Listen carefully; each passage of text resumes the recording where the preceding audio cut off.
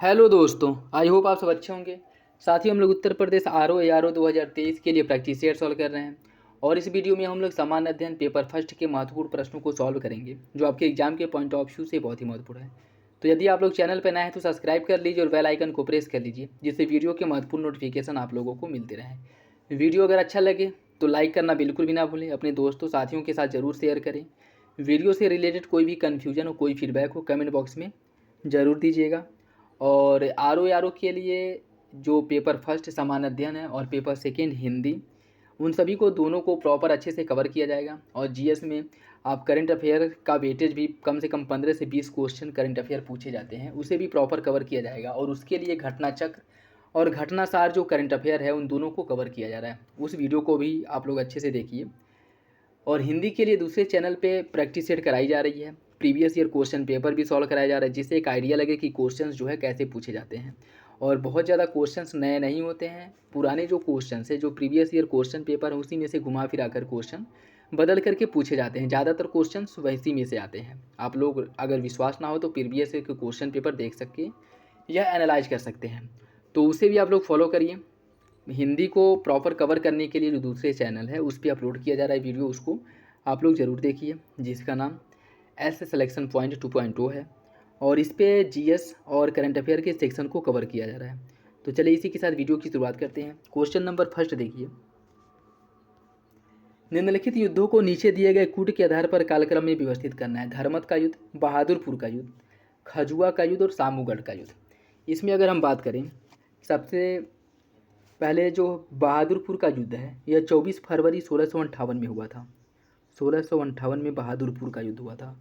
धर्मट का युद्ध जो है यह 15 अप्रैल 1658, ये भी 1658 में ही हुआ था लेकिन अप्रैल में हुआ था। उसके बाद है आपका सामूगढ़ का युद्ध। सामूगढ़ का युद्ध भी आपके 1658 में ही हुआ था लेकिन यह 29 मई 1658 को सामूगढ़ का युद्ध हुआ था। और जो खजुआ का युद्ध है यह 5 जनवरी 1659 में हुआ था। ठीक है, तो इसका जो सही आंसर वो हो जाएगा ऑप्शन डी, 2, 1, 4, 3। बहादुरपुर का युद्ध, धर्मट का युद्ध, सामूगढ़ का युद्ध और खजुआ का युद्ध, ऑप्शन डी सही हो जाएगा। निम्नलिखित में से किस मध्यकालीन शासक ने सार्वजनिक वितरण प्रणाली का प्रारंभ किया था? अलाउद्दीन खिलजी ने, बलबन ने, फिरोज शाह तुगलक ने या फिर मोहम्मद बिन तुगलक ने? इसका सही आंसर हो जाएगा ऑप्शन बी, अलाउद्दीन खिलजी ने सार्वजनिक वितरण प्रणाली पीडीएस व्यवस्था की शुरुआत की थी। पीडीएस व्यवस्था की शुरुआत की थी जिसके अंतर्गत जो व्यापारी होते थे उनसे वस्तुएं, खाद्यान्नों को खरीद करके स्टोर किया जाता था और वहाँ से जो शासक होते थे अलाउद्दीन खिलजी, वह जो है जो स्थानीय व्यापारी, जो दुकानदार होते थे वो वहाँ से उन्हें बेचता था। और बाज़ार में जो मूल्य होते थे उन सभी का एक मूल्य नियंत्रित होता था, अर्थात और पूर्व निर्धारित होता था कि कौन सी वस्तु किस मूल्य पे मिलेगी, किस वस्तु पे किस मूल्य पे बेची जाएगी, उसका मूल्य पहले से निर्धारित होता था। तो सबसे पहले जो अलाउद्दीन खिलजी द्वारा पीडीएस व्यवस्था की शुरुआत की गई थी, यह सल्तनत कालीन का पहला शासक था। भारतीय दर्शन की प्रारंभिक शाखा कौन है? सांख्य दर्शन, मीमांसा, वैशेषिक या फिर चारवाक? इसका सही आंसर ऑप्शन ए, भारतीय दर्शन की प्रारंभिक शाखा सांख्य दर्शन है। और सांख्य दर्शन के प्रतिपादक कौन है? इसके प्रतिपादक है कपिल मुनि। कपिल मुनि द्वारा इसका प्रतिपादन किया गया था। अन्य दर्शनों की अगर हम बात करें, मीमांसा का प्रतिपादन जैमिनी द्वारा किया गया था। वैशेषिक दर्शन का प्रतिपादन कणाद द्वारा, उलूक कणाद जो है उनके द्वारा किया गया था। योग दर्शन का प्रतिपादक पतंजलि द्वारा किया गया था। न्याय दर्शन का प्रतिपादन गौतम बुद्ध द्वारा। वेदांत दर्शन का प्रतिपादन बादरायण द्वारा और वही सांख्य दर्शन का कपिल द्वारा। सही आंसर हो जाएगा ऑप्शन ए। द्वितीय बौद्ध संगीति का आयोजन कहाँ किया गया था? राजगृह में, वैशाली में, पाटलिपुत्र में या फिर काशी में? इसका सही आंसर हो जाएगा ऑप्शन बी, वैशाली में। टोटल 4 बौद्ध संगीतियों का आयोजन किया गया था जिसमें से अगर हम शुरुआत से देखें, प्रथम बौद्ध संगीति का जो आयोजन है वह राजगृह सप्तपड़ी गुफा में किया गया था 483 ईसा पूर्व में। कब किया गया था? 483 ईसा पूर्व में। और इसकी जो अध्यक्षता है वह महाकश्यप द्वारा की गई थी। और उस समय वहाँ का शासक अजातशत्रु था जो हर्यक वंश का शासक था। और इसमें बुद्ध के उपदेशों को 2 भागों में बांट दिया गया था, सुत्त पीटक और विनय पीटक। या कह सकते हैं कि प्रथम बौद्ध संगीति में सुत्त पीटक और विनय पीटक की स्थापना की गई थी। द्वितीय बौद्ध संगीति की अगर हम बात करें, यह जो है 383 ईसा पूर्व में इसका आयोजन किया गया था। द्वितीय बौद्ध संगति का आयोजन 383 ईसा पूर्व में हुआ था। और यह कहाँ पे हुआ था? यह वैशाली में हुआ था और इसकी अध्यक्षता की गई थी सबकामी द्वारा। और उस समय यहाँ का शासक कालाशोक था, जो शिशुनाग वंश का शासक है। और अगर इस बात करें तृतीय बौद्ध संगति की, और इसमें भी द्वितीय बौद्ध संगति में मतभेद हो गए थे और जिसे समाप्त करने के लिए बौद्ध धर्म दो भागों में बंट गया था, जिसमें एक भाग अस्थाविक था और दूसरा भाग जो है वो महासंघिक था। महासंघिक और अस्थाविक दो भागों में बौद्ध धर्म को बांट दिया गया था द्वितीय बौद्ध संगति में। तृतीय बौद्ध संगति का जो आयोजन है वह 251 ईस्वी में हुआ था। 251 ईस्वी में हुआ था। और यह कहाँ पे हुआ था? यह हुआ था आपके पाटलिपुत्र में। और उस समय वहाँ पे मौर्य वंश का शासक था और वो भी अशोक का शासन था। और इसकी अध्यक्षता की गई थी मोगालीपुत्र तीसरे द्वारा। इसकी अध्यक्षता मोगालीपुत्र तीसरे द्वारा की गई थी। और इसमें तीसरा जो विनय पीटक, सुत्त पीटक, अभिधम्म पीटक है, इसमें लास्ट तीसरे जो बौद्ध धर्म ग्रंथ है, बौद्ध धर्म का जो ग्रंथ है अभिधम्म पीटक, उसकी स्थापना या उसकी रचना की गई थी या उसे जोड़ा गया था बौद्ध धर्म में। ठीक है। और चतुर्थ बौद्ध संगति की अगर हम बात करें, इसकी अध्यक्षता जो है वह किसके द्वारा की गई थी? अश्वघोष, वसुमित्र द्वारा इसकी अध्यक्षता की गई थी। और जो अश्वघोष थे वह इसके उपाध्यक्ष थे। और इसका आयोजन किया गया था कश्मीर के कुंडलवन में। और उस समय यहाँ का जो शासक है कश्मीर के कुंडलवन में इसका आयोजन किया गया था। और इसमें जो बौद्ध धर्म है उस समय यहाँ का शासक कनिष्क था, कुषाण वंश के शासनकाल में। और चतुर्थ बौद्ध संगति में ही बौद्ध धर्म दो भागों में बट गया था, हीनयान और महायान में। तो याद रखिएगा, इम्पॉर्टेंट है। नेक्स्ट देखिए, चनहूदड़ों के उत्खनन का निर्देशन किसके द्वारा किया गया था? जॉन मार्शल द्वारा, J.H. मैके द्वारा, R.E.M. व्हीलर द्वारा या फिर ऑरेल स्टाइन द्वारा। इसका सही आंसर हो जाएगा ऑप्शन बी, J.H. मैके द्वारा। नेक्स्ट देखिए, 1935 के भारत सरकार या भारत शासन अधिनियम के संदर्भ में निम्नलिखित कथनों पर विचार कीजिए। अधिनियम के अनुसार गवर्नर के प्रांतों में द्वैध शासन का उन्मूलन कर दिया गया तथा प्रांतीय स्वायत्तता प्रारंभ की गई। समस्त प्रांतीय विधानमंडल केवल एक सदन के थे जिसको विधानसभा कहते थे। आपको बताना इसका सही आंसर क्या होगा? एक और दो दोनों या इनमें से कोई नहीं। इसका सही आंसर हो जाएगा ऑप्शन ए, पहला सही है, दूसरा गलत है। 1935 के अधिनियम की बात अगर हम करें तो इसमें प्रांतों को अलग वैधानिक अस्तित्व अर्थात प्रांतों को जो है वह प्रांतों में जो द्वैध शासन की व्यवस्था है वह केंद्र में हस्तांतरित की गई थी और प्रांतों को आंतरिक स्वायत्तता दी गई थी। ठीक है, प्रांतों को आंतरिक स्वायत्तता दी गई थी। द्वैध शासन की जो व्यवस्था है वह केंद्र में लागू की गई थी। और 1935 के अधिनियम ने द्विसदनी विधानमंडल की व्यवस्था की थी। इसमें द्विसदनी विधानमंडल की व्यवस्था की गई थी। और इसी में प्रावधान किया गया था कि असम, बंगाल, बिहार, चेन्नई और उत्तर प्रदेश में द्विसदनी विधानमंडल, पंजाब, मध्य प्रांत, बरार, उत्तरी पश्चिम जो सीमा प्रांत है, उड़ीसा और सिंध, यहाँ पे एक सदनी विधानमंडल की व्यवस्था की गई थी। ठीक है। और द्विसदनी विधानमंडलों में निम्न सदन को विधानसभा और उच्च सदन को विधान परिषद के नाम दिया गया था इसी के द्वारा। तो ये सब याद रखिएगा जो कुछ महत्वपूर्ण फैक्ट हैं। फॉरवर्ड ब्लॉक के संस्थापक कौन है? जयप्रकाश नारायण, CR डे, मोतीलाल नेहरू या सुभाष चंद्र बोस। इसका सही आंसर हो जाएगा option D, Subhash Chandra Bose. Forward block की स्थापना सुभाष चंद्र बोस द्वारा की गई थी।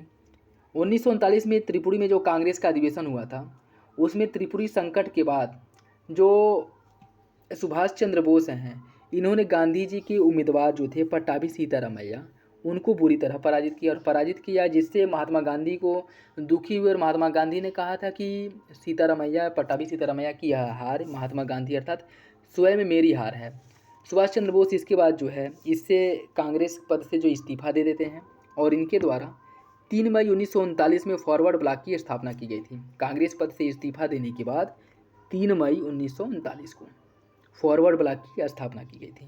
ठीक है, तो याद रखिएगा, इंपॉर्टेंट है। उसके बाद की अगर हम बात करें, उसके बाद जो है अखिल भारतीय कांग्रेस कमेटी और बंगाल कांग्रेस कमेटी के अध्यक्ष पद से सुभाष चंद्र बोस को भी हटा दिया गया था। सुभाष चंद्र बोस जो हैं इन्हें जैसे यह कांग्रेस पद से इस्तीफा दिए और फॉरवर्ड ब्लॉक की स्थापना किए, उसके बाद इन्हें भारतीय कांग्रेस कमेटी और बंगाल कांग्रेस कमेटी के अध्यक्ष पद से हटा दिया गया था। तो याद रखिएगा, इंपॉर्टेंट है। सुभाष चंद्र बोस द्वारा इसकी स्थापना की गई थी 1939 में 3 मई। बारदोली सत्याग्रह 1928 का नेतृत्व किसके द्वारा किया गया था? सरदार वल्लभ भाई पटेल, महात्मा गांधी, विट्ठल भाई पटेल या महादेव देसाई। इसका सही आंसर ऑप्शन है सरदार वल्लभ भाई पटेल द्वारा। यह हुआ कब था? 1928 में। 1928 में किया गया था। ठीक है। और इसी में जो है, इसमें जो लगान अदायगी है, इसको लेकर के यह विद्रोह किया गया था, जिसमें लगान अदायगी पहले 30% था और उस समय अकाल वगैरह पड़ने के कारण जो है यह लगान वहाँ के किसान देने के हित में, या कह सकते हैं कि देने के कंडीशन में नहीं थे, लेकिन फिर भी लगान जो है 30% मांगा जा रहा था, जिसके विरोध में बारदोली सत्याग्रह किया गया था। फिर बाद में यह आंदोलन सक्सेसफुल हुआ और जो लगान 30% था इसको बढ़ा करके 6-7% कर दिया गया था। और इसी आंदोलन की सफलता के बाद सरदार वल्लभ भाई पटेल को वहाँ की महिलाओं द्वारा सरदार की उपाधि दी गई थी। निम्नलिखित नेताओं में से कौन एक स्वदेशी के समर्थक थे? अरविंद घोष, फिरोज शाह मेहता, दादा भाई नौरोजी या सुभाष चंद्र बोस। इसका सही आंसर क्या होगा? इसका जो सही आंसर साथियों वो हो जाएगा option A, Raja Ram Mohan Roy. Sorry, इसका अरविंद घोष स्वदेशी के समर्थक थे अरविंद घोष। ऑप्शन ए सही है। निम्नलिखित को सुमेलित कीजिए और नीचे दिए गए कूट के हिसाब से सही आंसर का चयन करना है। राजा राम मोहन राय, इनके द्वारा किसकी स्थापना की गई थी? राजा राम मोहन राय द्वारा आत्मीय सभा की स्थापना की गई थी। कब की गई थी? 1815 ईस्वी में की गई थी। देवेंद्रनाथ टैगोर द्वारा तत्वबोधिनी सभा की स्थापना की गई थी और इसकी स्थापना इन्होंने कब की थी? 1839 ईस्वी में तत्वबोधिनी सभा की स्थापना की थी। विवेकानंद द्वारा रामकृष्ण मिशन की स्थापना की गई थी। रामकृष्ण इनके गुरु थे और इनके नाम पर इन्होंने रामकृष्ण मिशन की स्थापना की थी और यह कब किया था? 1897 में। 1897 में इसकी स्थापना की थी। आत्माराम पांडुरंग द्वारा प्रार्थना समाज की स्थापना की गई थी और इसकी स्थापना इन्होंने 1867 में की थी। तो इसका जो सही आंसर वो क्या हो जाएगा? वो हो जाएगा आपका ऑप्शन ए 2, 1, 3, 4। नेक्स्ट देखिए, निम्नलिखित समुद्री धाराओं में से कौन हिंद महासागर की धारा नहीं है? अगुलहास, मोजाम्बिक, दक्षिण हिंद महासागर या फिर बेग्यूला। इसका सही आंसर हो जाएगा ऑप्शन डी, बेग्यूला। बेग्यूला हिंद महासागर की धारा नहीं है, अटलांटिक महासागर की धारा। जो अफ्रीका कॉन्टिनेंट ये जो है, ये हो गया आपका मेडागास्कर। यहाँ पे जो है, यहाँ पे अगुलहास धारा प्रवाहित होती है हिंद महासागर में और यहाँ पे बेग्यूला धारा प्रवाहित होती है अटलांटिक महासागर में। ठीक है। बाकी मोजाम्बिक हो गया, अगुलहास हो गया और दक्षिण हिंद महासागर की धारा, ये सभी जो है हिंद महासागर में प्रवाहित होने वाली धाराएं हैं। और ये भी याद रखिए, जो वेगजूला धारा है, वेगजूला धारा जो अटलांटिक महासागर में प्रवाहित होती है, यह एक ठंडी जल धारा है और अगुलहास धारा जो हिंद महासागर में प्रवाहित होती है एक गर्म जल धारा है। ठीक है। नेक्स्ट देखिए, निम्नलिखित में से कौन सा युग में सही सुमेलित नहीं है? Ghana, Accra, Kenya Nairobi, Namibia विरहॉक, नाइजीरिया रबात। इसमें राजधानी दिया है और आपको ये बताना है कौन सुमेलित नहीं है। इसका सही आंसर हो जाएगा ऑप्शन डी, नाइजीरिया रबात। देखिए, घाना की राजधानी अक्रा है, केन्या की राजधानी नैरोबी, नामीबिया की राजधानी है विरहॉक और नाइजीरिया की राजधानी अबूजा है। ठीक है। रबात अगर हम बात करें, यह मोरक्को की राजधानी है। काली कपास वाली मृदाएं वर्षाहीन खेती के लिए आदर्श होती हैं। काली कपास वाली मृदाएं सूक्ष्म कण की होती हैं, अर्थात इनमें सूक्ष्म कण की मात्रा जो है अधिक पाई जाती है। कूट के हिसाब से सही आंसर का चयन करना है। एक और आर दोनों सही हैं, आर ए की सही व्याख्या करता है। ए और आर दोनों सही है लेकिन आर ए की सही व्याख्या नहीं करता है। ए सही है, आर गलत, या फिर ए गलत है, आर सही। आपको बताना है इसका सही आंसर क्या होगा। इसका जो सही आंसर साथियों वो हो जाएगा ऑप्शन ए गलत है, आर सही है।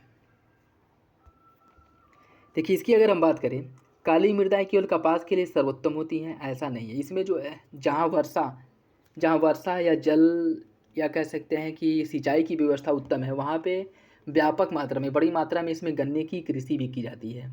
ठीक है। और यह कह रहा है कि इसमें वर्षाहीन खेती की जाती है, यह गलत है, क्योंकि कपास और जो गन्ना है इसे वर्षा की अधिक मात्रा की आवश्यकता होती है। तो पहला गलत है, दूसरा सही है। जम्मू कश्मीर राजमार्ग पर जवाहर सुरंग संबंधित है पीर पंजाल श्रेणी में, काराकोरम श्रेणी में, जास्कर में या फिर त्रिकूट श्रेणी में। जम्मू कश्मीर राजमार्ग पर जवाहर सुरंग किस दर्रे में स्थित है, आपको बताना है। इसका सही आंसर हो जाएगा ऑप्शन ए, पीर पंजाल श्रेणी में स्थित है। जवाहर सुरंग या बनिहाल सुरंग भारत के जम्मू कश्मीर केंद्र शासित प्रदेश में है। राष्ट्रीय राजमार्ग जो 44 है, यह बनिहाल और काजीगुंड के बीच पीर पंजाल पर्वत में स्थित है और इसकी अगर लंबाई की हम बात करें तो वह 1954 है। 1954 है। भारत के किस राज्य में महिला साक्षरता दर न्यूनतम है? बिहार, उड़ीसा, राजस्थान या फिर जम्मू कश्मीर। इसका सही आंसर हो जाएगा ऑप्शन ए, बिहार में। बिहार में महिला साक्षरता दर जो है वो न्यूनतम है। भारत में बिहार राज्य के अगर कुल साक्षरता की बात करें, यहाँ की कुल साक्षरता 61.8% है, जिसमें से अगर हम पुरुष साक्षरता की बात करें, मेल साक्षरता है 71.2% और फीमेल साक्षरता है आपके 51.5%। ठीक है, टोटल कुल साक्षरता 61.8 है।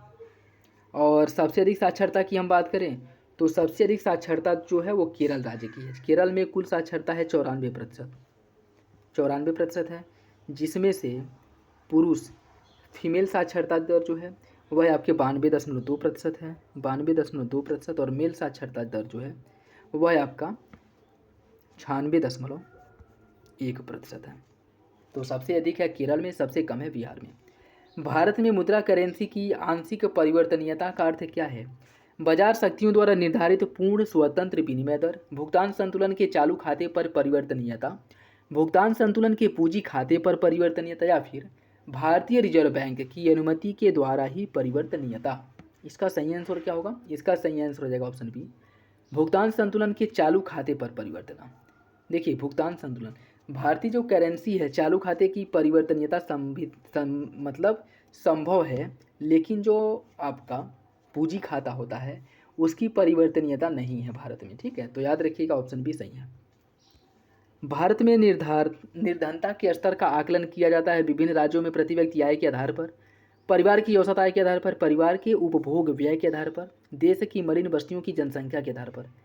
इसका जो सही आंसर वो क्या होगा? इसका सही आंसर हो जाएगा ऑप्शन सी, परिवार के उपभोग व्यय के आधार पर भारत में निर्धनता स्तर का आकलन किया जाता है। भारत में हरित क्रांति के प्रणेता कौन है? J K. Mehta, R K. Mukherjee, M S. Swaminathan, या उपरोक्त में से कोई नहीं। इसका जो सही आंसर वो क्या होगा? इसका जो सही आंसर साथियों वो हो जाएगा option C, M S. Swaminathan. Narasimhan समिति निम्नलिखित में से किस सुधार से संबंधित है? उच्च शिक्षा से, कर संरचना से, बैंकिंग संरचना से, या फिर नियोजन कार्यान्वयन में सुधार से। इसका सही आंसर हो जाएगा ऑप्शन सी, नरसिम्हन समिति का संबंध बैंकिंग संरचना में सुधार से है। और इसका गठन जो है, जैसे भारतीय अर्थव्यवस्था में जो 1991 का संकट आया था, उसके बाद जो है नरसिम्हन समिति का गठन किया गया था इसमें सुधार के लिए 1998 में नरसिम्हन समिति का गठन किया गया था। राजकोषीय नीति का विनिधान क्या है? इसमें देखिए, अगर इससे हम बात करें प्रमुख आर्थिक समितियों की, तो देख लीजिए क्योंकि क्वेश्चन किसी से भी बन सकता है।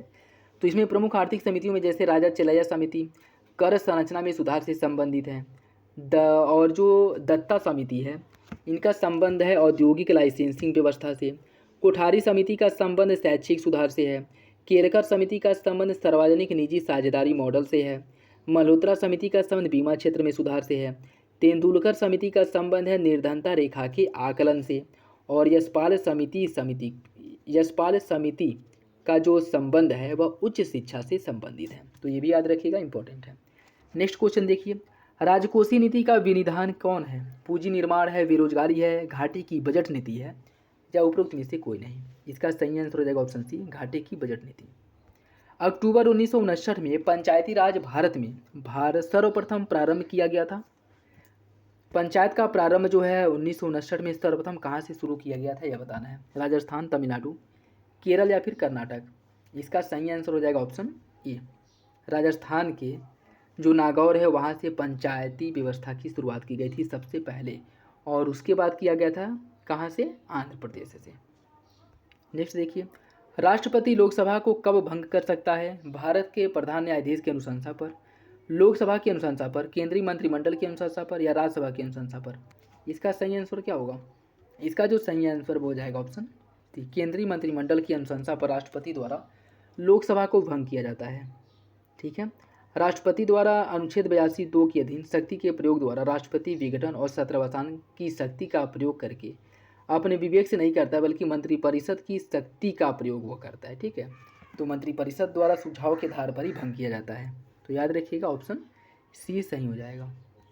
नेक्स्ट देखिए, संघीय संविधान की सामान्य विशेषताओं की सूची निम्नलिखित में से दी गई है, एवं अंत में दिए गए कूट की सहायता से उन विशेषताओं का चयन कीजिए।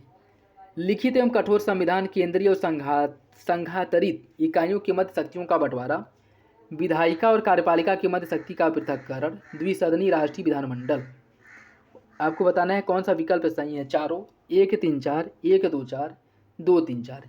इसका सही आंसर क्या होगा? इसका जो सही आंसर साथियों वो हो जाएगा ऑप्शन सी, 1 2 और 4।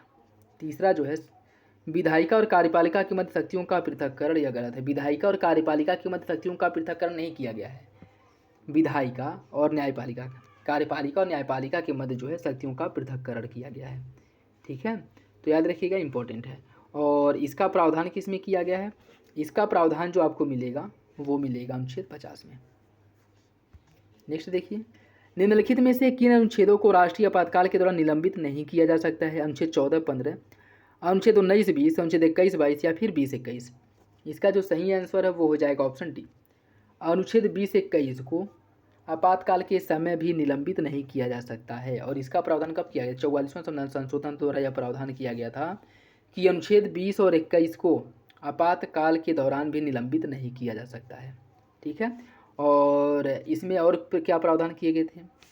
और भी बहुत सारे, जैसे जो 42वें संविधान संशोधन द्वारा जो संविधान में फेरबदल किया गया था, उन बहुत सारी, जैसे राष्ट्रपति द्वारा ये था कि राष्ट्रपति केवल प्रधानमंत्री की सिफारिश पर आपातकाल की घोषणा करेगा, जो 42वां संविधान संशोधन द्वारा प्रावधान किया गया था।